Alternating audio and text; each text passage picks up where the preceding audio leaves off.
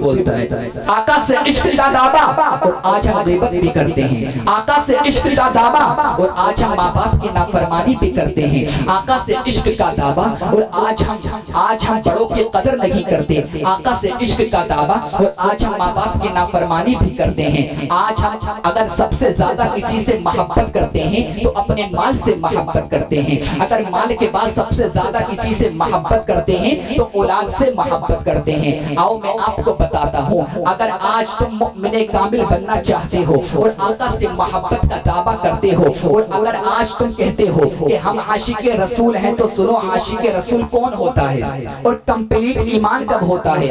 آقا ارشاد فرماتے ہیں لا یؤمنو احدکم حتی اکون احب الیہ من والدہ وولدہ والناس اجمعین، جب تک کوئی مؤمن کامل ہو ہی نہیں سکتا جب تک کہ اپنے مال، اپنی اولاد، اپنی جان سے زیادہ حضور سے محبت نہ کرے۔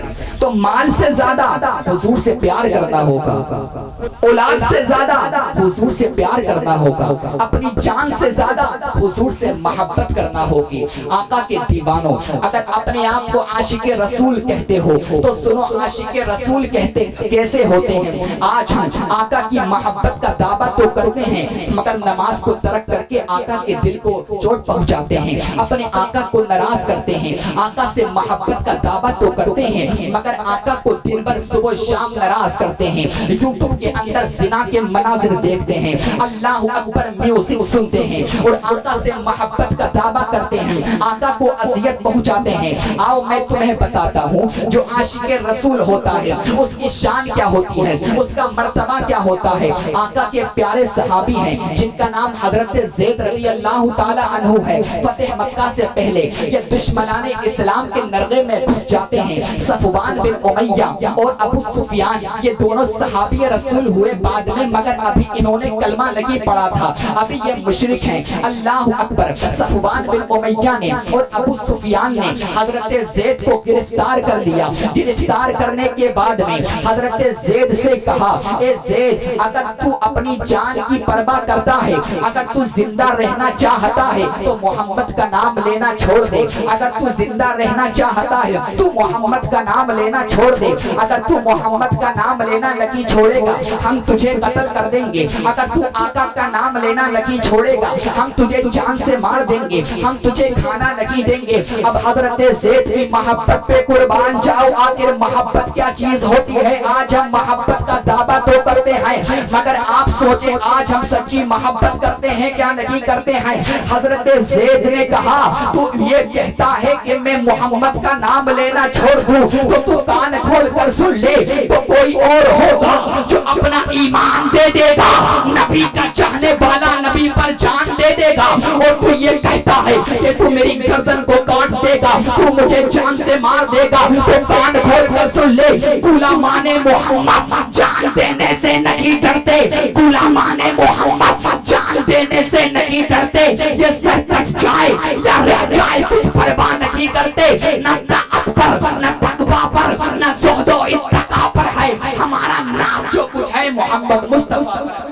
نعرہ تکبیر، نعرہ رسالت، نعرہ حیدری، غوث کا دامن، خواجہ کا دامن، اکبر شاہ بابا کا دامن، علماء اہل سنت، نعرہ تکبیر، نعرہ رسالت، سبحان اللہ سبحان اللہ۔ آقا سے محبت کرتا ہے وہ کبھی اپنی جان کی پرواہ نہیں کرتا، جو آقا سے محبت کرتا ہے وہ کبھی کسی چیز کی پرواہ نہیں کرتا، جو آقا سے محبت کرتا ہے وہ ہر ٹائم یہی سوچتا ہے کہ میرے محبوب کیسے راضی ہوں گے۔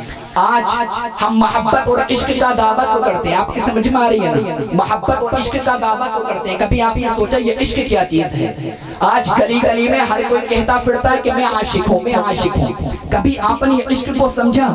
صوفیہ فرماتے ہیں العشق هو نار فی القلوب تحرق ما سوى المحبوب، عشق دلوں کی اس آگ کا نام ہے جو محبوب کے سوا ہر چیز کو جلا کر خاک کر دیتی ہے۔ عشق دلوں کی اس آگ کا نام ہے جو محبوب کے سوا ہر چیز کو جلا کر خاک کر دیتی ہے۔ اب اگر کوئی آقا سے محبت کا دعویٰ کرے کہ میں آقا کا عاشق ہوں، نماز کو ترک کرے، وہ عاشق نہیں ہو سکتا۔ وہ آقا کا عاشق نہیں ہو سکتا۔ اب اگر کوئی آقا سے عشق کا دعویٰ کرے، جھوٹ بولے، غیبت کرے، وہ عاشق نہیں ہو سکتا، وہ جھوٹا ہے۔ اگر کوئی آقا سے عشق کا دعویٰ کرے، یوٹیوب کے اندر زنا کے مناظر دیکھے، وہ عاشق نہیں ہو سکتا۔ آؤ میں آپ کو بتاتا ہوں کہ عاشق رسول کیسے ہوتے ہیں۔ جو عاشق رسول ہوتے ہیں نا، وہ بہت زیادہ باحیا ہوتے ہیں، ان کی آنکھوں میں بے حیا نہیں ہوتی۔ آج ہماری آنکھوں میں بے حیائی بھر چکی ہے۔ اللہ اکبر! کبھی آپ نے سوچا یہ آنکھیں اللہ رب العزت نے اس لیے لگی ارشاد، اس لیے لگی عطا فرمائی تھی تاکہ ہم ان آنکھوں سے زنا کے مناظر دیکھیں، تاکہ ہم ان آنکھوں سے یوٹیوب کے اندر زنا کے مناظر دیکھیں۔ اللہ رب العزت نے اگر ہمیں یہ آنکھیں عطا فرمائی تھی تو اس لیے آنکھیں عطا فرمائی تھی کہ ان آنکھوں سے ہم حدیث رسول کو دیکھتے، ہم ان آنکھوں سے قرآن پاک کو دیکھتے، ہم ان آنکھوں سے علماء کے چہرے کی زیارت کرتے۔ مگر اللہ اکبر! آج ہم گناہ تو کر لیتے ہیں مگر گناہ کا احساس ہمیں نہیں ہوتا۔ گناہ کا احساس ہونا بہت زیادہ ضروری ہے، شرمندگی بہت زیادہ ضروری ہے۔ جو عاشق رسول ہوتا ہے جب وہ گناہ کرتا ہے تو اس کی کیفیت کیا ہوتی ہے؟ میں آپ کو بتاؤں، میرے آقا کے پیارے صحابی ہیں جن کا نام حضرت ثعلبہ ابن عبد الرحمن ہے۔ یہ آقا کے بہت معتبر صحابی ہیں، جنتی صحابی ہیں۔ ان کی عمر 16 سال کی ہے۔ 16 سال کا یہ آقا کا صحابی ہے۔ آقا سے بہت زیادہ پیار کرتا ہے، آقا سے بہت زیادہ عشق کرتا ہے، آقا سے بہت زیادہ محبت کرتا ہے۔ اور میرے آقا بھی حضرت ثعلبہ ابن عبد الرحمن سے بہت زیادہ پیار کرتے تھے۔ اگر کسی کام کرنے کے لیے کچھ کسی کو بھیجنا ہوتا تو آقا ثعلبہ کو بھیجتے، اگر کسی کو بلانے کے لیے بھیجنا ہوتا تو آقا ثعلبہ کو بھیجتے۔ ایک مرتبہ حضرت ثعلبہ ابن عبد الرحمن رستے سے جا رہے تھے، انہوں نے کیا دیکھا؟ حمام کے اندر ایک عورت نہا رہی ہے، ایک غسل خانہ ہے، اس غسل خانے میں ایک عورت نہا رہی ہے، ایک ہوا چلتی ہے، اور حضرت ثعلبہ ابن عبد الرحمن نے اس عورت کو ایک نظر دیکھ لیا، اس نہاتی ہوئی عورت کو ایک مرتبہ دیکھ لیا۔ علماء جانتے ہیں کہ کتنا بھی گندا مناظر ہو، کتنا بھی گندا مناظر ہو، لیکن بے ساختہ بے ارادہ اگر اس پر نظر پڑ جائے اور بندہ گندا مناظر دیکھنے کے بعد میں نظر پھیر لے تو وہ گناہ نہیں ہے، وہ گناہ نہیں ہے، کتنا بھی گندا مناظر ہو۔ مگر حضرت ثعلبہ کے دل میں حضور کی محبت تھی، حضور سے بہت زیادہ پیار کرتے تھے۔ جب یہ مناظر دیکھا، اللہ اکبر، رونا شروع کر دیا، آنکھوں میں آنسو ہیں، سر پر ہاتھ رکھا اور عرض کرنے لگے، میرے پروردگار کاش تو نے مجھے پیدا نہ کیا ہوتا، کاش تو نے مجھے پیدا نہ کیا ہوتا اور نہ مجھ سے اتنا بڑا یہ گناہ ہوتا۔ اللہ اکبر! بہت زیادہ رو رہے ہیں اور روتے ہوئے جنگلوں میں چلے جاتے ہیں۔ ادھر میرے آقا نے اپنے صحابیوں کو بلایا، اے میرے پیارے صحابیوں، میرا غلام کہاں ہے؟ میرا غلام کہاں چلا گیا؟ ثعلبہ کہاں ہے؟ ثعلبہ کو تلاش کرو۔ میں نے ثعلبہ کو ایک کام کرنے کے لیے بھیجا تھا، اب ثعلبہ مجھے نظر نہیں آ رہا ہے۔ صحابی رسول نے پورے مدینے کے اندر تلاش کیا مگر حضرت ثعلبہ نظر نہیں آ رہے ہیں۔ 40 دن ہو گئے، حضرت ثعلبہ کا کچھ بھی پتہ نہیں ہے۔ جبرائیل امین آتے ہیں، روح الامین آتے ہیں، عرض کرتے ہیں، یا رسول اللہ صلی اللہ علیہ وآلہ وسلم، آپ کا فلاں غلام ہے جو آپ سے بہت زیادہ محبت کرتا ہے، بہت زیادہ پیار کرتا ہے، اس نے بے ساختہ بے ارادہ ایک ایسا منظر دیکھ لیا ہے، اب وہ بہت زیادہ شرمندہ ہے، وہ جنگلوں میں جا چکا ہے اور وہ بہت زیادہ رو رہا ہے۔ جب آقا نے اتنا سنا تو میرے آقا نے حضرت سلمان فارسی اور حضرت سیدنا عمر فاروق اعظم رضی اللہ تعالی عنہ کو بلایا، ان دونوں سے کہا، تم دونوں جاؤ اور فلاں پہاڑی کے اندر ثعلبہ موجود ہے، ثعلبہ کو لے کر آؤ۔ اب حضرت سیدنا عمر فاروق اعظم رضی اللہ تعالی عنہ اور حضرت سلمان فارسی رضی اللہ تعالی عنہ جاتے ہیں، حضرت ثعلبہ کو تلاش کرتے ہیں۔ ایک چرواہا ملا، اس چرواہے سے پوچھا، اے چرواہے تو یہ بتا، ایک فلاں لڑکا ہے، اس کی 16 ایئرز اس کی عمر ہے، کیا تو نے اس کو دیکھا ہے؟ وہ چرواہا کہنے لگا، جس کے بارے میں تم مجھے بتا رہے ہو اس لڑکے کا نام تو میں نہیں جانتا، مگر یہ جو پہاڑی موجود ہے، جب رات ہوتی ہے تو اس پہاڑی کے اندر سے کسی کے رونے کی بہت زیادہ آوازیں آتی ہیں، وہ بہت زیادہ روتا ہے اور ایک ہی بات کہتا ہے، پروردگار کاش تو نے مجھے پیدا نہ کیا ہوتا اور نہ مجھ سے اتنا بڑا گناہ ہوتا، میں نے بہت بڑا گناہ کر لیا ہے۔ اللہ اکبر! دوسروں کی بہن بیٹی बेटियों को आज हम तकते हैं मगर हमें शर्म नहीं आती। आका से मोहब्बत का दावा तो करते हैं मगर अपनी बहन को तो अपनी बहन समझते हैं मगर दूसरे की बहन को बहन नहीं समझते। अल्लाह अकबर, आज किस बात के हम मुमिन रह गए, आज किस बात के हम आशिक रसूल रह गए। आका से मोहब्बत करने वालों, आका का ये पैगाम नहीं है कि तू अपनी बहन को तो बहन समझे और दूसरे की बहन को तू बहन ना समझे। मेरे आका ने तो ये पैगाम दिया है। एक जंग का मौका था, उस जंग के मौके से कुछ सहाबी रसूल एक कैदी, एक लड़की को कैदी बनाकर लेकर आते हैं। वो काफिर की बेटी है, दुश्मन की बेटी है, उसके हाथ बने हैं, उसके पैर बने हैं। आका की बारगाह में सहाबी रसूल अर्ज करते हैं, या रसूल अल्लाह, ये काफिर की बेटी है, दुश्मन की बेटी है, इसके बारे में फैसला सुना दीजिए, आखिर हम इसका क्या करें। तो आका ने इरशाद फरमाया, मेरे प्यारे सहाबी रसूल, सबसे पहले इसके हाथों को खोल दो, इसकी बेड़ियों को खोल दो। आका ने ये पैगाम दिया है, चाहे बेटी गद्दार की हो, चाहे बेटी दुश्मन की हो, चाहे बेटी अपनी हो, मगर दुनिया वालों, आका ने ये पैगाम दिया है, बेटी चाहे अपनी हो, बेटी चाहे दूसरों की हो, मोहम्मद की नजर में बेटी बेटी होती है।